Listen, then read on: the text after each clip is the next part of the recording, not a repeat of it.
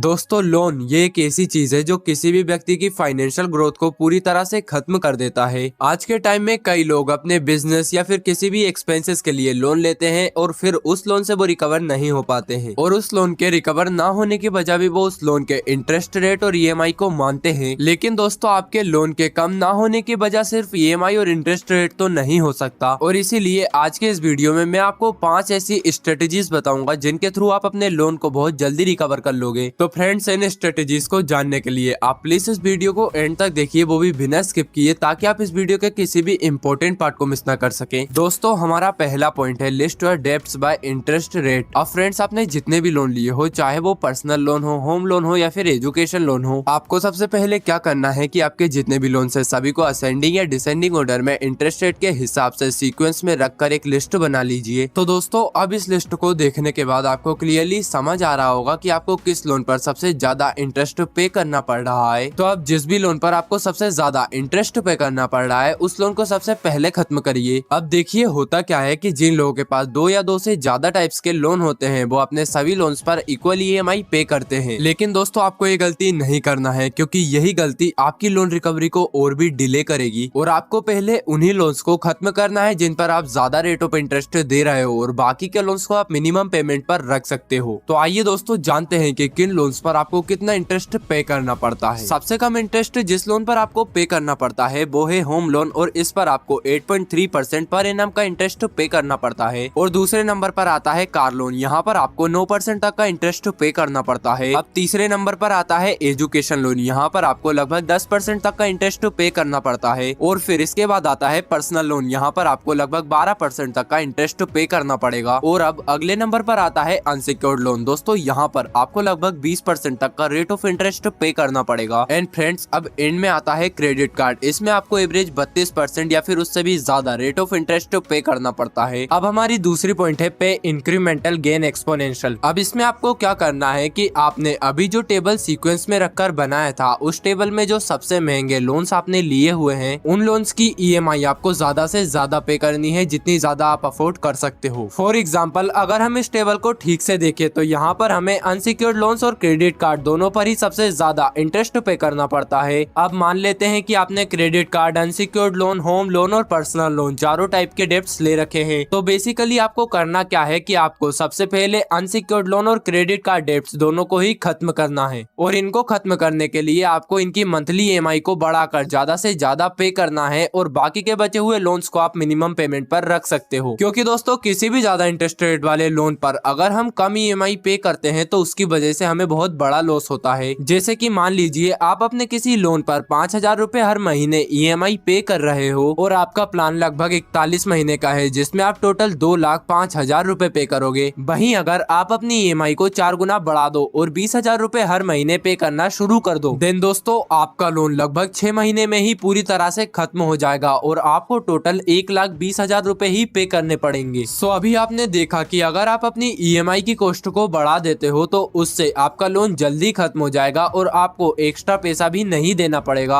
अब तीसरा पॉइंट है sell unnecessary items for at least 2 to 4 EMIs। दोस्तों वॉरेन बफेट कहते हैं if you buy things that you don't need then you have to sell things that you need. अगर आपके घर में कोई ऐसी चीज है जिसे इस्तेमाल किए आपको लगभग 1 साल से भी ज्यादा टाइम हो चुका है, देन चांसेस है कि वो चीज पूरी तरह से यूजलेस है और आपके लिए एक डीएप्रिसिएटिंग एसेट बन चुका है। इसीलिए दोस्तों अगर आप चाहे तो अपनी 2 से 4 EMIs उन यूजलेस चीजों को बेचकर ही निकाल सकते हो। आज के टाइम में हमारे घरों में बहुत सारी ऐसे डीएप्रिसिएटिंग एसेट्स पड़े रहते हैं जिनका हमारे लिए कोई भी काम नहीं होता है, लेकिन फिर भी हम उन यूजलेस चीजों को अपने घर में रखते हैं। और उन चीजों के मैं आपको कुछ एग्जांपल्स बता देता हूँ, जैसे कि पुराने टेबल चेयर्स जिनका कोई यूज ना हो, साथ ही में कुछ ऐसे मोबाइल्स जिनको आप पहले यूज कर छोड़ चुके हो और अब उनका कोई यूज ना करते हो, और कुछ इलेक्ट्रॉनिक यूजलेस अप्लायंसेस जैसे कि पुराना टीवी, पुराना माइक्रोवेव और पुराना हीटर। और दोस्तों इन यूजलेस चीजों को बेचने के लिए आपको कहीं भी और किसी भी शॉप पर भटकने की जरूरत नहीं है, बल्कि आप OLX और क्यूकर जैसे ऑनलाइन प्लेटफॉर्म्स के थ्रू भी इन चीजों को सेल कर सकते हो। अब हमारा चौथा पॉइंट है टेम्पररी डाउनसाइजिंग। दोस्तों कोई भी बुद्धिमान व्यक्ति अपने लिए एक एसेट खरीदता है, वहीं कम फाइनेंशियल नॉलेज वाला व्यक्ति अपने लिए एक डीएप्रिसिएटिंग एसेट खरीदता है या फिर लाइबिलिटी खरीदता है या फिर वो अपने लिए एक नॉन वैल्यूएबल ऑब्जेक्ट खरीदता है, जिससे कि उसकी फाइनेंशियल ग्रोथ बहुत ज्यादा स्लो डाउन हो जाती है। इसीलिए दोस्तों अगर आप अपने लोन्स से रिकवर होना चाहते हो तो उसके लिए आपको अपने कुछ एक्सपेंसेस को इवेल्युएट करना पड़ेगा, जैसे कि पहला ग्रेटिफिकेशन एक्सपेंसेस, दूसरा डाइन आउट एक्सपेंसेस, तीसरा एंटरटेनमेंट एक्सपेंसेस, चौथा अननेसेसरी मंथली सब्सक्रिप्शन सर्विसेज, पांचवा डिप्रिसिएटिंग एसेट्स और छठा नॉन वैल्यू एडिंग ऑब्जेक्ट्स। दोस्तों ये आपके हर महीने के कुछ ऐसे एक्सपेंसेस है जिनको अगर आप कंट्रोल कर लेते हो तो आप हर महीने की लगभग 40% तक की एक्स्ट्रा सेविंग्स कर लोगे, जो कि नेचुरली आपके ईएमआईज को कंट्रीब्यूट करेगी। अब हमारा पांचवा पॉइंट है have an emergency saving funds. दोस्तों लोन को रिकवर करने से अच्छा तो ये है कि आपको लोन लेना ही ना पड़े, और इसके लिए आप हमेशा अपने पास थोड़ा बहुत पैसा इन्वेस्ट कर रख सकते हो, ताकि अगर आपको कभी भी पैसे की जरूरत हो तो आप उस इन्वेस्ट किए गए पैसे को विड्रॉ कर अपने काम को कर सके। इसके लिए अगर आप चाहे तो अपने पैसे को म्यूचुअल फंड्स के अंदर एसआईपी में इन्वेस्ट कर सकते हो, या फिर आप लिक्विड डेब्ट फंड के अंदर अपने पैसे को रख सकते हो। बस दोस्तों आज की इस वीडियो में इतना ही। आशा है कि ये वीडियो आप लोगों को पसंद आई होगी, और अगर ये वीडियो आप लोगों को अच्छी लगी हो देन प्लीज इस वीडियो को लाइक एंड हमारे इस चैनल को सब्सक्राइब कर दीजिए।